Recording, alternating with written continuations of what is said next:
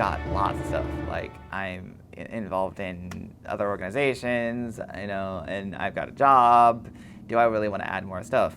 And then I was like, wait a second, but this really matters, right? And I really care about this issue. So I'm like, after like thinking about it a bit, I'm like, yeah, okay, And, I started out as a volunteer, just kind of getting started. And I think it didn't take long before I was running the weekly conference calls. And my mother, she was always working more than one job, like always. Because all the jobs my mom worked were minimum wage jobs. And I remember hearing about a ballot measure, I think it was in Washington, and they, like, a bunch of people got together and they did a whole ballot measure, and they went through all this work, and they went knocked on doors, they got all this stuff done, and then they got it passed, only to have a bunch of wealthy restaurant managers basically come in and go, nope, we don't want it, and they spent a whole bunch of money and they just knocked it down. So, like, and this is the kind of thing that, would have affected my mom.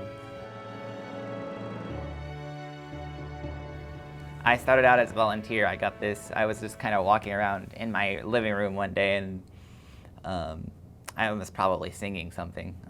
And I got this call on my phone, and there was this guy named Grant, ironically enough, because his last name is Guy.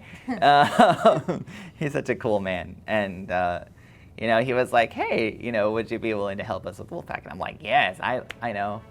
I heard of you guys. I'm willing to help. Wolf-PAC, pushes you to be kind of fearless in some ways, because,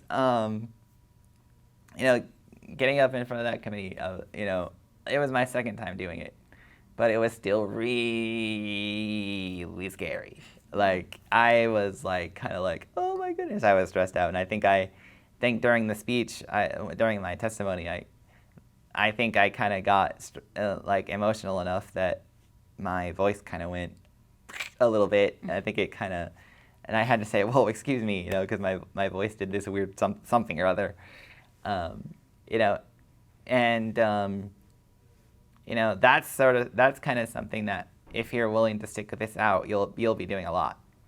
And I can tell you, as someone who's done singing, in front of people plenty of times, that if you care about doing something well, that kind of feeling is not going to leave you.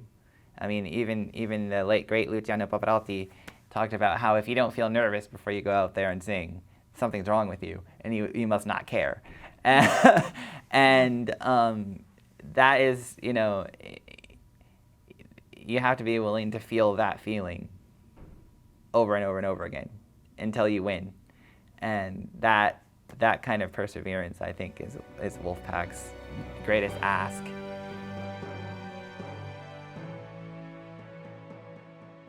One of my fellow organizers, Jennifer, she's a single mom, and she has a daughter, and she was like, dude, I was supposed to be spending time with my daughter this weekend, but I'm coming out here to help you guys canvas. And I'm just like, man, like, sacrifice much? Like, goodness, great. Like, it's just witnessing the utter dedication and the passion that people have. I think that really, really makes Wolf-PAC something else. Yeah. I've never been a part of anything quite like this before. We just don't stop. We just don't give up. And I think that perseverance, that other doggedness, I think that's, in the end, while we'll win. Also, we just keep getting better. We keep getting more tools. We keep making things easier for our volunteers. We keep working on messaging. And like, a whole part of this workshop that we're at now has been about storytelling. It's been about messaging, been about strategy. I mean, goodness gracious, the way we just keep growing in tools, in technique, in strategy.